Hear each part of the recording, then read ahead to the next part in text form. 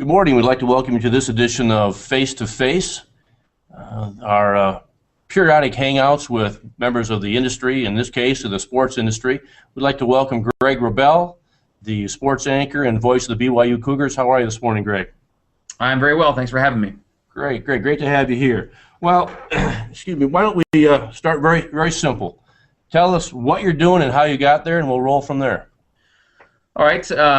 My current title is Director of BYU Sports Programming for KSL Radio.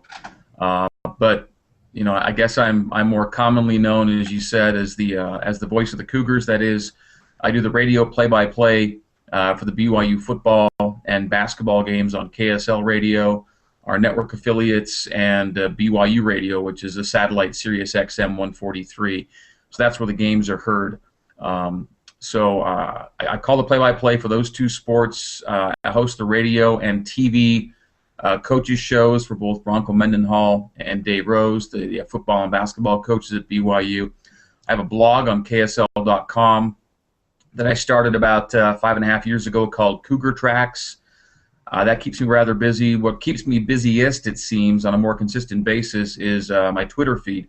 I got onto Twitter in the summer of 2010, and that's been pretty much a constant source of well, it's been a constant journalistic platform for me since I discovered it, and really Twitter's been the biggest difference or biggest change in my professional life over the last 3 years. I tweet a lot, probably too much. There could be some clinical treatment needed for me at some point. But I average, if you were to break it down by day, I probably average anywhere from 25 to 30 tweets a day. That's every day for 3 years almost. And there are certain days when you tweet more, certain days where you tweet less. But if you were to average it out, that would be about where it is, because I'm at 26,000 something tweets. Followers has been a pretty good growth. I'm sitting over 13,000 followers right now, and that's something you hope to keep growing steadily as more people get into Twitter. But that's a good number, I think, for this market and for what I do, and so try and build that, obviously. But I find that I blog less nowadays and tweet a lot more, because a lot of my tweets can serve as basically mini blogs, if you want to look at it that way. If they're connected enough or sequential enough. They basically serve almost as kind of mini blogs, if you will. But so Twitter keeps me very busy. But when you're in season, which is from August through March, or into April, as basketball played a little later this year, it's just you're constantly. It's a 7-day-a-week job. Every Saturday is a game day. Every Sunday is a coach's show. And then of course during the week you're prepping for the next game or games. And so in those months, August to March or into April, it's just pretty much a kind of a 24/7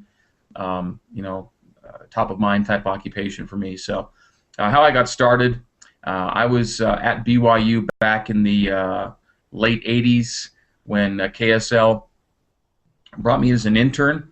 I interned with Chris Tunis at KSL Radio Sports. The kids in the class probably don't know, but Chris Tunis was kind of a sports talk pioneer in Utah, and he passed away recently. But he got me involved by bringing me in as his first ever intern, and then KSL hired me after my internship ended, and they brought me in as a part-time weekend news anchor that went to a full-time overnight news anchor. This is all on radio. Then I became a talk show producer, and then a morning sports anchor, and then a sports talk show host, and kind of step by step the occupations progress, and somewhere in the midst of all that, I got on the BYU broadcast crew as the sideline reporter. I did that for 9 years before I got the play-by-play gig for football, and then a few years before that, I began doing play-by-play for basketball. So I just finished my 16th or 17th season of basketball play-by-play, and I'll be starting my 13th season, I believe, of football play-by-play here in the fall, if all goes as planned. So that's kind of the brief outline of my career. I came from Canada. I grew up in Canada and came down to Utah to go to BYU in 1984. So I went to BYU from 84 to 86. 2-year mission for the LDS Church, 86 to 88, and then back at BYU in 89, and that's kind of where things picked up from there. And I've only worked for one professional company, KSL, which is very unusual in my business. Usually you bounce around, move up, and I've just kind of been fortunate to be at a great station early, and a station that also, did the BYU games, and so that's kind of been the hook for me, and so that's where I'm at. Was that coming out of high school? Was this the sports field and broadcasting? Was that something you had in mind, or did you just kind of gravitate that way after you got into college? No, I had it in mind. I think in high school I was either going to be, I wanted to be an architect or a broadcaster, and I just didn't have the gift with drafting, and I just didn't have it. So I kind of gravitated more toward broadcasting. My dad was the public address announcer for a hockey team in the town I lived in, and so he would take me to the press box, and I saw a lot of hockey games from press boxes as a kid. His announcer booth was right adjacent to the working media, and also adjacent to the organist. Back in the day, they'd have organs in the press boxes, and they'd play music. It was great. That's how you should enjoy sports, with an organ there. But so his booth was adjacent to the working media. So I got a feel at a very early age for what it was like to be a member of the press, and also what it's like to speak into a microphone and have your voice heard by lots of people. And my dad had a really good voice for that. I don't have his voice. I wish I did, but he has a great voice for that. And so that kind of got me thinking about the whole notion of sportscasting. And then I took an interest in it and toured radio stations and TV stations. And I was just a huge sports fan and a big trivia buff. I read tons of sports books. I just consumed stats and trivia, and that was kind of a big thing for me. And so I just grew up loving that, that side of things. And if there was a way to combine my love for sports and my love for talking in the same job, that would be a good thing to pursue. And so that's kind of what got me into broadcasting. So when I got to BYU as a 17-year-old freshman, I just went right to the KBYU news department and said, put me to work, kind of thing. I'll do anything, and that kind of got me going. What is this a destination job for you? I mean, you're a young guy. Well, not so much anymore.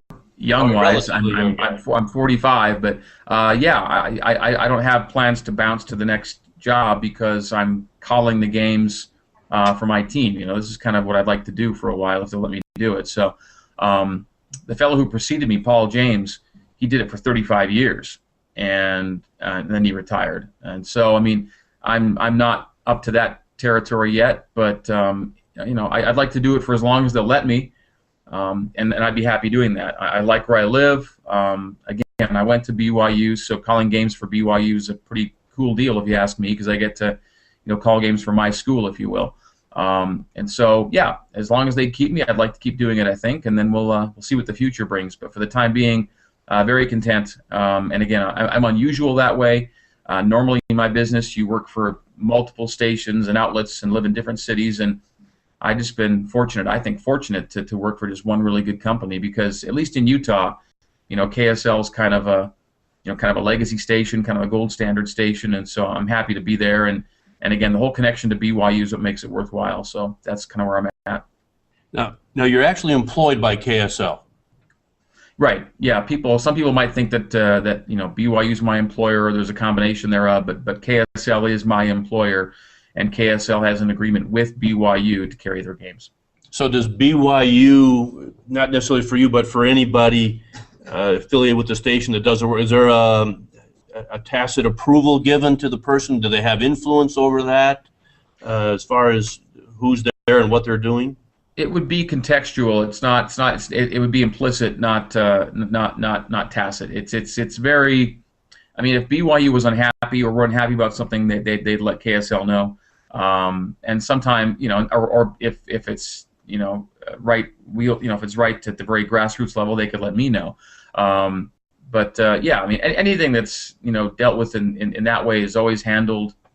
I guess like any relationship, that's been long standing and in good standing, like it has been. So yeah, there are very few, I guess situations like those that arise too much. They pretty much trust me and my judgment, when I'm on the air. in terms of both the people I choose to work with, as broadcast partners, and how we construct the broadcast. I mean, they get a lot of feedback, I'm sure, from fans, and as long as the feedback is positive, then that's a good thing. One of the things you mentioned is you're a huge sports fan. Obviously, kids that are watching, they're in sports marketing classes. Most of them, the sports grabbed them more than the marketing part did. Mm-hmm. How do you walk the line without being a fan getting in the way of being a professional? Well, I mean, first of all, as I talk to you, I've got, the big screen in my office up here is up on the Golf Channel. I'm tracking what's happening in the Masters as we're talking, well, not as we're talking, but it's up there. I'm fully focused on you guys. So that's my thing. I'm a big, golf, when it comes time for a major, I'm locked into the Masters, for example. I am a sports fan. I'm a fan of every sport, and a lot of things can grab me that way. Now, when it comes to my job, meaning BYU football and BYU basketball, most people know that listen to me are aware of my allegiance. They're aware that that I went to BYU and that BYU is my school. And let's face it, when your title is Voice of the Cougars, they expect a certain attachment to the program there. But that said, I think it's possible, and this is kind of my mantra. You can be both partisan and professional. Okay. Now, I guess in the purest sense of the word, yeah, I'm a BYU fan, and that's my team. It's my school. I've a vested interest in the fortunes of those teams. Obviously, I want them to win as many games as possible. So to that extent, I'm a fan, meaning I want them to win. But I'm also, a professional broadcaster, and I believe it's possible to be partisan and professional. People can know which side you come down on, and you can still be a consummate pro in the business and with the broadcast. You can still prepare as long and as hard as anyone would expect you to or want you to be ready to broadcast, and you can still be as when it comes down to it, kind of objective relative to the most important things about the craft. That is, you can still respect the opposition. You can pay credit to the opponent's good plays. You don't have to believe that every call made against you is a bad call, and you don't have to applaud every call made in your favor as a great call. You can still call a professional game, and yet, blow your lid a bit sometimes when a great play happens in the final minute of the most intense game of the season. I mean, people expect a certain level of excitement from you. I do get a kind of a common complaint I'll hear sometimes is that Greg gets too excited for the opposition, which I think is music to my ears. That's a good thing, people. I mean, I have pretty much a pretty good sense that when BYU makes a great play, you're going to hear it in my voice. Okay, there'll be a certain level of excitement. I don't think anything the opponent does will ever match that same level, but yet a great play is a great play no matter who makes it. An opponent touchdown or an opponent three-point shot can still get a rise out of me because of the nature of the play and the nature of the game. By the same token, when Matthew Dellavedova hits a half-court shot to beat BYU, it broke my heart, and I was not pumped up at that point, So fans are going to get, all kind of, all areas of the spectrum. But the bottom line is, you can still be a pro.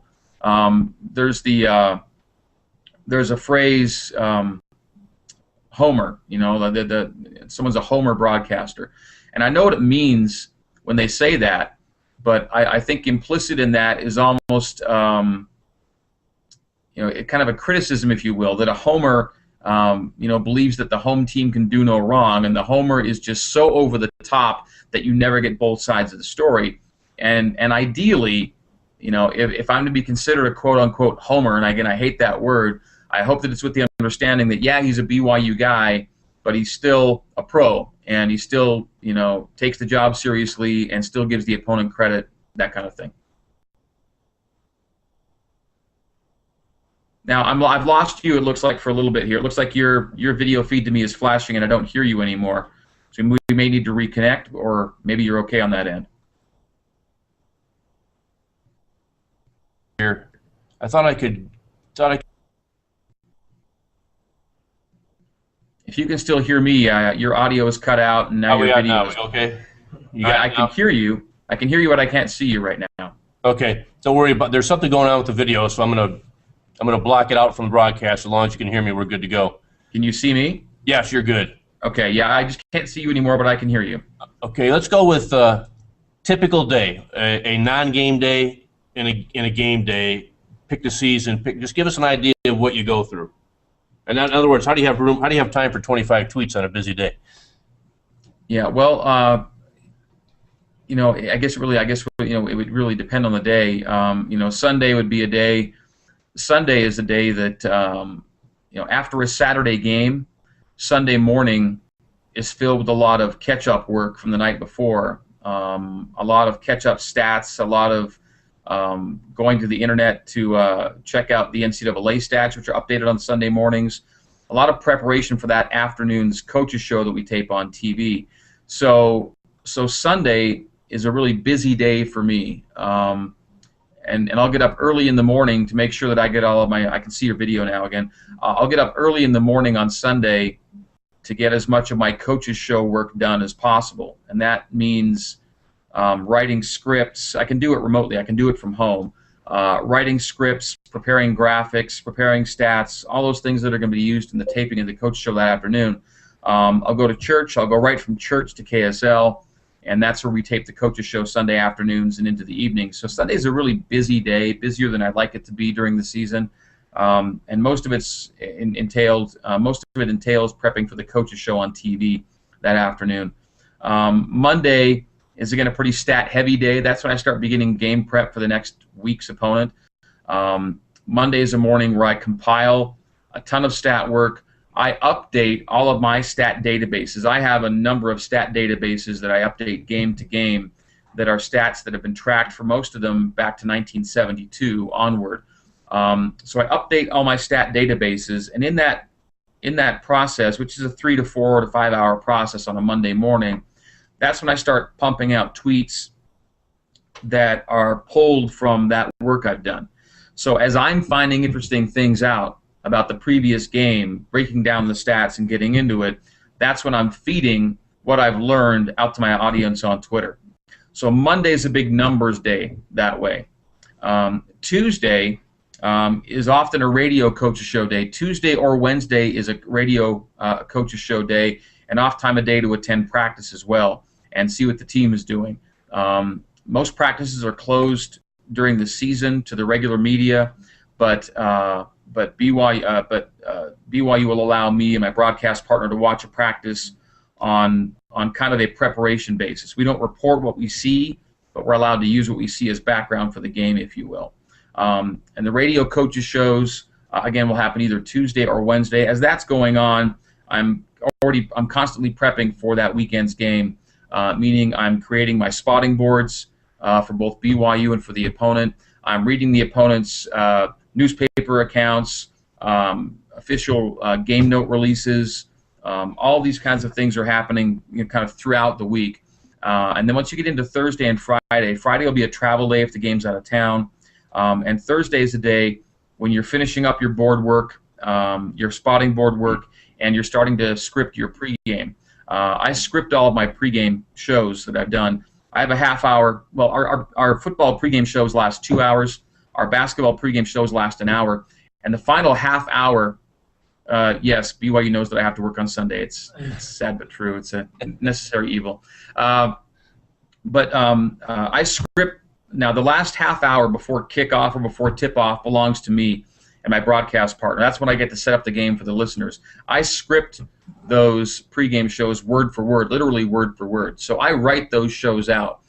And so the process of writing that half-hour show takes a number of hours as well. And again, I like to script it word for word. Even though I could ad-lib a half hour very easily, I like to script it out knowing exactly where I'm going in the things I'm trying to get across to my listeners. And so my broadcast partner also knows where I'm going, and he can prepare to add to the show as well. So to me, and this is kind of a long way to get to it, but to me, writing is as big a part of my job as anything I do. People think, well, you're a broadcaster, you're a play-by-play guy. That's a talking job.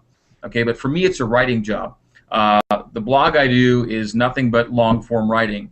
Even the tweets. I mean, you can be a good writer in 140 characters. In fact, sometimes it forces you to be a better writer when you're having to write more concisely.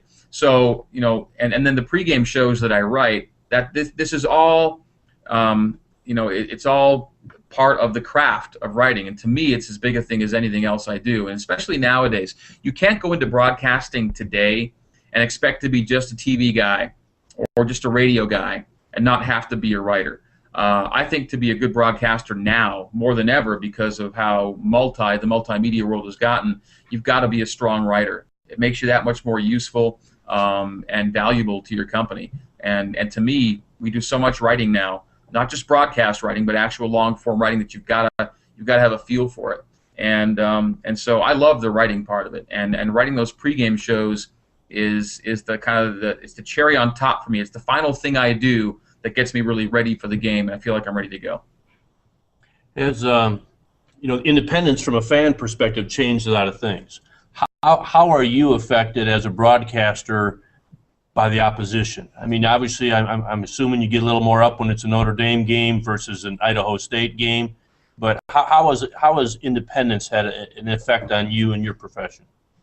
It's more just in the sense of novelty. I mean, there's more novelty now. You're going to get certain opponents on a regular basis. Your video's flashing, but if you can still hear me, you're fine. Yeah, we're good. I'm not sure what's causing that. It's novelty. I mean, again, you're going to expect to see certain teams regularly, but for the most part, you get to see a lot of different teams in different places. And so, for me, from just the play-by-play standpoint, one of the best things about independence is the ability to go and see different places and take on different teams and expose kind of BYU to different audiences, if you will. And so that's kind of been the neatest thing for me. And of course, you like it when the schedule is as challenging as possible. And I think in 2013, BYU fans get their best ever schedule. And I believe you can't have a special season without a special schedule. And that's what BYU has in 2013, and I think beyond as well. I don't know how long they're going to stay independent, but as long as they do, Tom Holmoe is putting together, I think, some really nice schedules. And you've got to balance it. You have to have an occasional Idaho State for every, for the kind of schedule they have in November this year. But as long as it's no more than one of those a year, one or two of those a year, I think fans should be really happy. So independence. The one thing that's different is just the you're not competing for a conference crown. You're hoping for kind of a technical entree into the BCS or the playoff. You're not really awarded one, which is hard. You've got to kind of fight your way in, and that's going to be hard. I think when the new playoff comes, you could see the SEC, take 3, 4, 5 spots maybe in a really good year. It doesn't leave too much room, I don't think, for other teams, and so it'll be hard for a team like BYU as an independent to fight their way into that equation. That would be kind of tough. You had mentioned earlier that the biggest change in your profession in the last couple of years, or at least your personal role in that profession, has been Twitter. Give us a little insight into social media in general, how it's changed sports. Well, I'll speak first of all from a consumer before I speak as a provider. I don't watch TV news anymore. I mean, I don't watch local TV news. That's one way in which social media has changed my life. My cell phone, with my Twitter feed on it, that's my news feed. Twitter has become how I find out what's going on in the world, whether it's news or sports. I've got news providers and I've got sports providers, and I have very little need to go to television. What I go to TV for now is live events, live sports events. I lost your audio. I don't hear your audio anymore. You're good. We're good to go. I hear you now. I go to. Hopefully you could hear me through all of that. Could you hear me the whole time? Okay. Your audio is a little off and on, but what I go to TV for now is live sporting events and things like Masters coverage on the Golf Channel, or all DVR, Parks and Rec, or whatever. I go to TV for very certain specific things, but it's rarely, if ever, news, which I used to be a news hound. I used to watch the local news, the national news. That's where, but now with social media, Twitter has taken away the television for me. And so my needs for TV are much more specific now than they ever used to be. So that's as a consumer, that's how that's one of the ways social media has changed my life. Now as a provider, what it's allowed me to do is create, sustain, and kind of feed a fan base.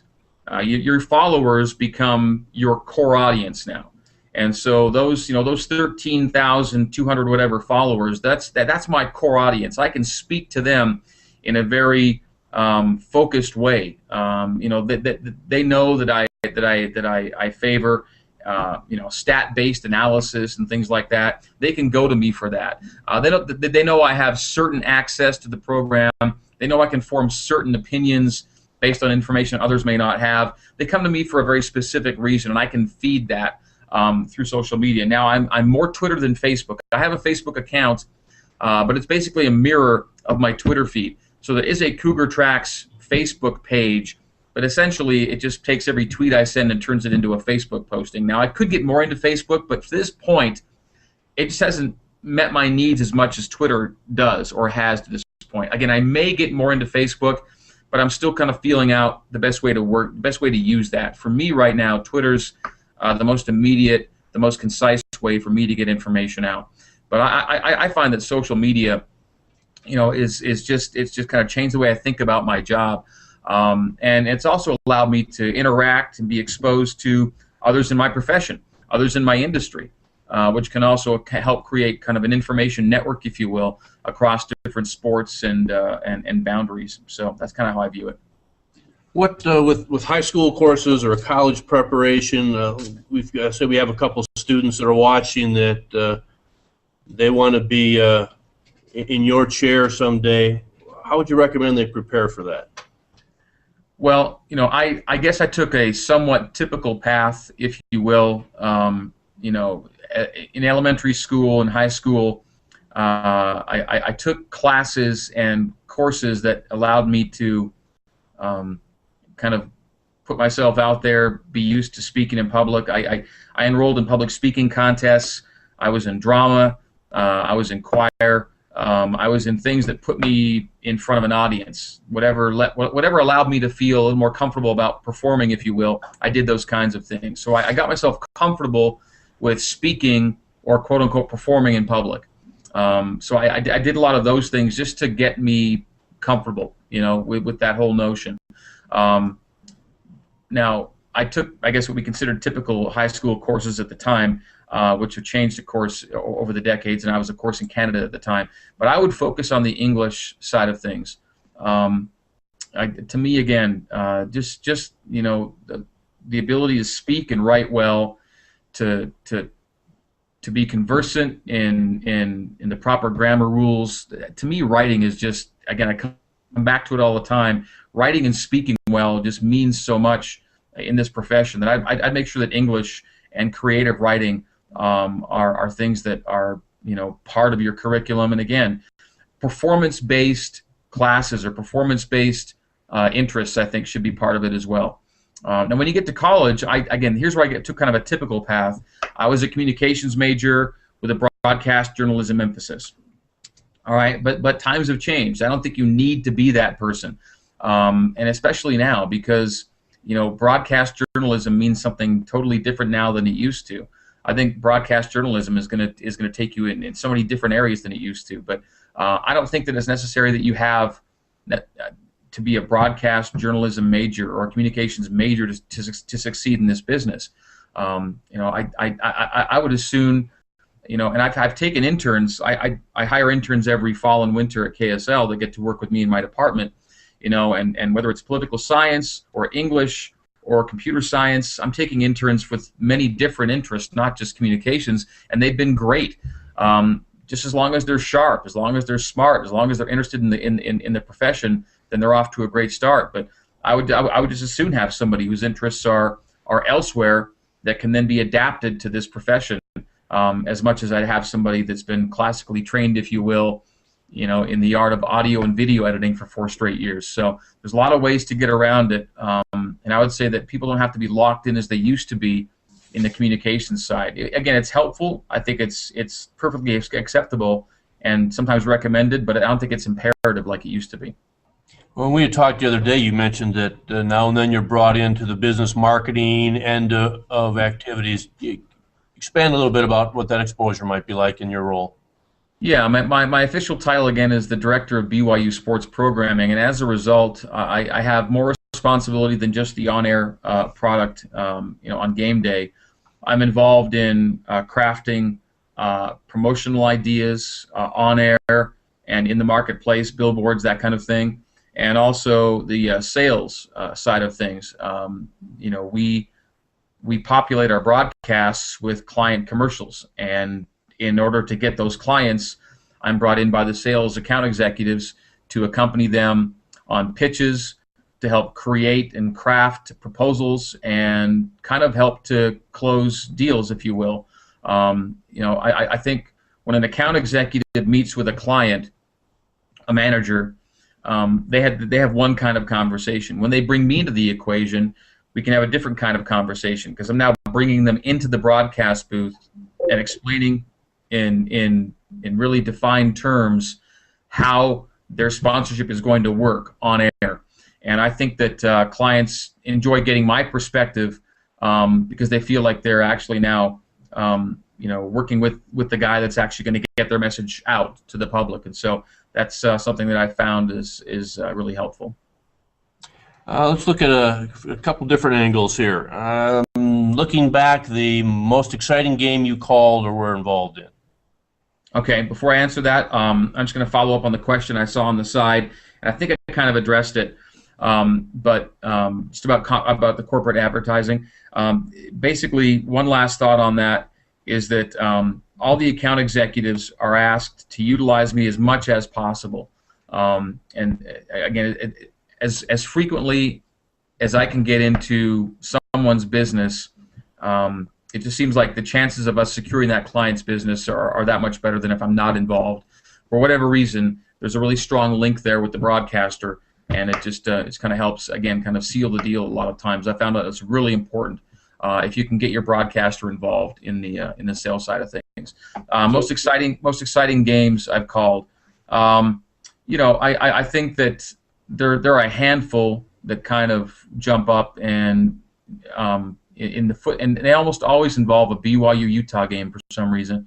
But the Beck to Harline game in 2006 is usually kind of at the top. I mean, you can't get much better than being on your rival's home field, needing a touchdown to win with zeros on the clock. I mean, that's kind of the dream scenario, and that was the play that got called. So that's probably right up there.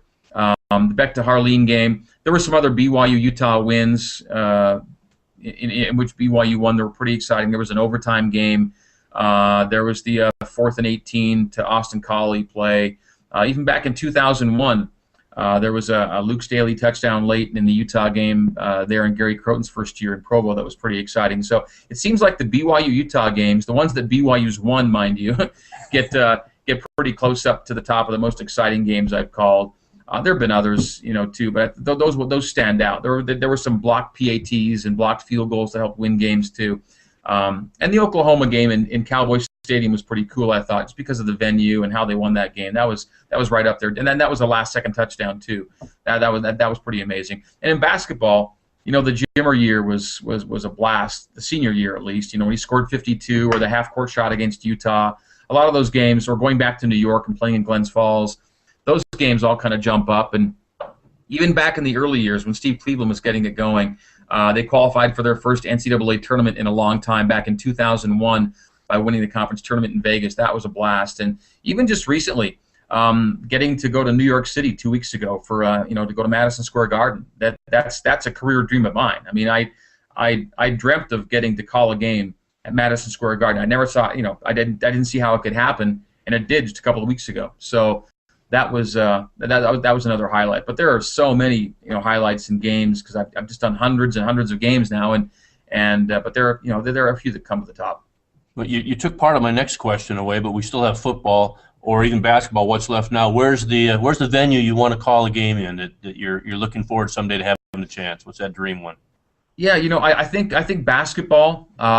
a place like Fog Allen Fieldhouse in Lawrence, Kansas. I think that's one of those kind of, just historical, kind of mythical venues you want to get into. So I'd say calling a game at Kansas would be kind of maybe like kind of a last career objective from a basketball standpoint to get into that building. Hinkle Fieldhouse in Indianapolis. I know Butler plays there, and they don't have maybe the history of Kansas, but that's just a great venue, and anyone who's seen Hoosiers just wants to kind of get in that building and call a game there. So those are two basketball venues. There aren't too many pro venues that I think I want to be in beyond Madison Square Garden. I mean, that's because most of the modern arenas now, I mean, they're amazing. They're palaces. They're glittering, but they don't have necessarily the appeal to get me in there.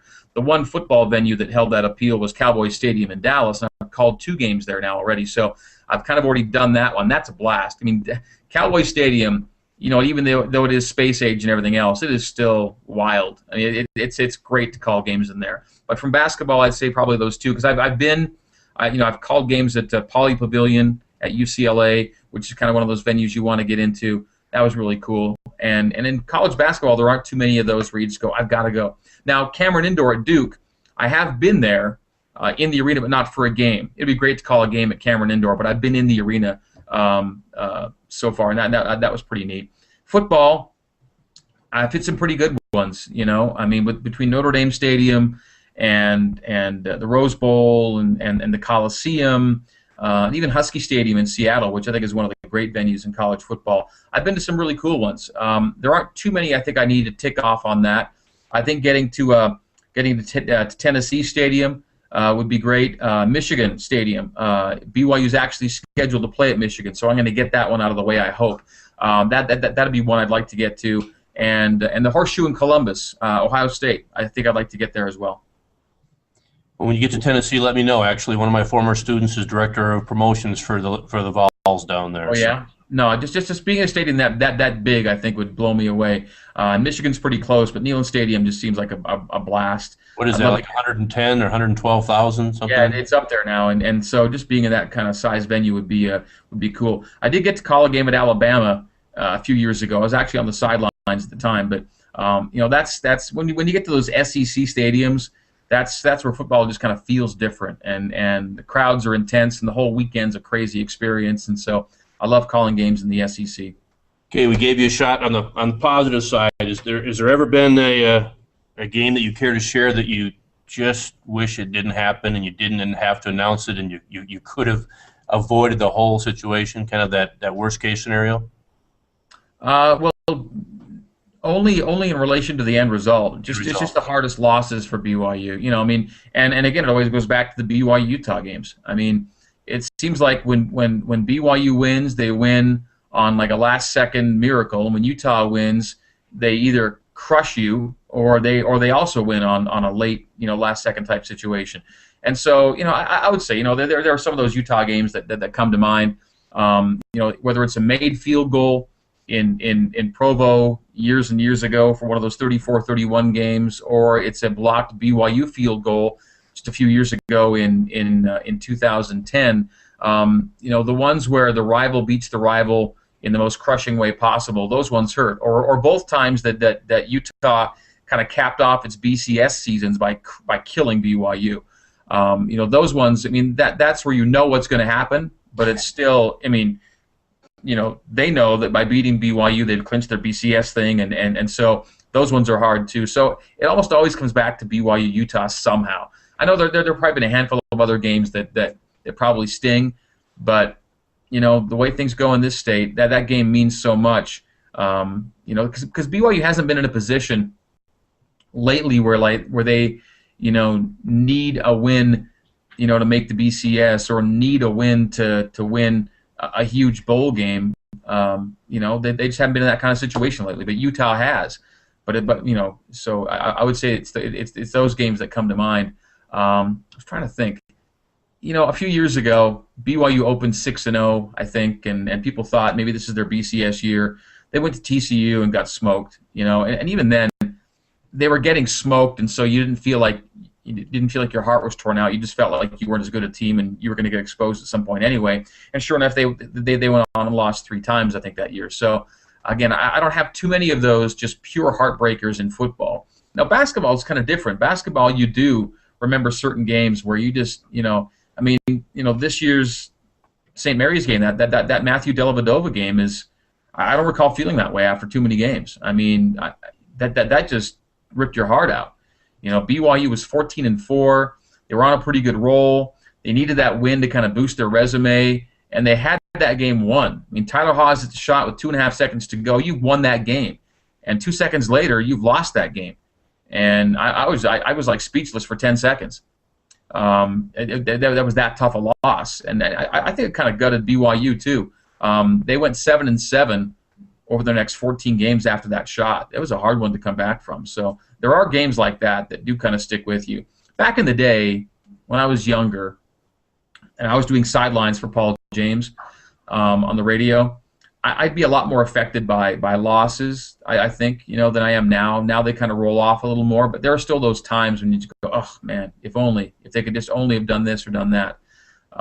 So I see a question here about what tricks I use to try to keep audiences engaged in blowouts. And, it's as challenging for a broadcaster as it is for an audience member to stay invested in those blowouts. And I think, it's a little easier in radio than it is in TV, because in TV you have to have kind of additional material to fill, when the game's not interesting anymore. But in radio, you've always got a job to do. You've got to describe the play. I mean, whether a team is leading big or trailing big, your job remains the same. They can't see the action, so you get to describe it for them. So you're not trying to fill. You still got your job to do. And so as long as you can still do your job properly, you've given the audience a reason to listen. Now, the color analyst has a bit of a tougher job, in helping to, again, maybe fill in the blanks and the cracks where the action's taken us a different direction. But I think that also is a credit to chemistry. If you've got good chemistry with your broadcast partners, the audience will enjoy listening to you, even if the game isn't necessarily as compelling. Sometimes you can listen for the broadcast. You can listen for the broadcasters. You can listen for the chemistry they've got, and so that's also motivation to constantly improve your craft and work for good chemistry between you and your partners. A little outside of your particular role, but how do you think the diminished role of the rivalry between BYU and Utah is going to affect sports in the state long term? I mean, there's all kinds of discussion, but the bottom line is it doesn't look like football is going to necessarily continue on, and obviously basketball with less or fewer games. What do you think? Well, football's heading for a 2-year hiatus. I have no reason to believe that it'll be longer than that, and that there's a game scheduled for 2016, I think. I'm not sure if the contract's formal or not, but I mean, I would hope it's only a hiatus. I don't see the reason for it. I just don't see why it had to happen. I mean, I think that's all on Utah, and I don't think they can justify it based on what they did. They replaced BYU with Fresno State. I just don't see, why you had to drop BYU if that was what they came out of it with. So again, I think the reason for dropping it's faulty to begin with, but it should pick up as soon as possible, and I think continue. I think that's an important game. I think both sides can acknowledge it's an important game. I don't think that Utah fans like the trade-off. I don't think they say, well, we lost BYU for 2 years, but at least we got Fresno State. That's not a fair trade-off. And so the way they did it, I think, was flawed. And it just proved to me there's no reason to drop it. There's no reason to drop that game. So keep that game. I think it's important for both teams. Even if it's played in September, it's still an important game. Basketball, yeah, one a year gives you a different feel, but as soon as you were not in the same conference, it just automatically had a different feel. I mean, as soon as Utah and BYU split, things changed. They just did change, and that's, I'm not going to say it's unfortunate because it's a fact of life. That BYU was not going with Utah to the Pac-12. That was not happening. So once that happened, things did change. But as much as you can hang on to as possible, let's try and do that. We just keep that football game on an annual basis. I think it's just a fun game to have. I don't get too wound up in the camp that says that things had gotten too intense or it was over the line. To me, it was just a good rivalry and a highlight of the season. So I would have preferred they kept it, and hopefully they do keep it after this 2-year break. Well, Greg, I want to thank you for taking the time today to talk to us and visit us in the classroom. We appreciate it. I know I appreciate it big time, because for a lot of the years I didn't have access on TV, but I could always stream or get the radio in. So I listened to you call a lot of games, and I do enjoy the enthusiasm. I think that if you're the voice for the home team, you're not a little bit of a, quote, homer, unquote, then you're not doing your job. So we appreciate that and all that you've done for us today. Well, it's been fun. It's my first ever Google Plus Hangout, so you got me introduced to the whole medium here, so that was good. And to the guys and girls in the class, have a great rest of the day and a good weekend, and hope you stayed awake, and maybe we'll do this again sometime. All right. Thanks a lot, Greg. Take care. Thank you. Okay, see ya.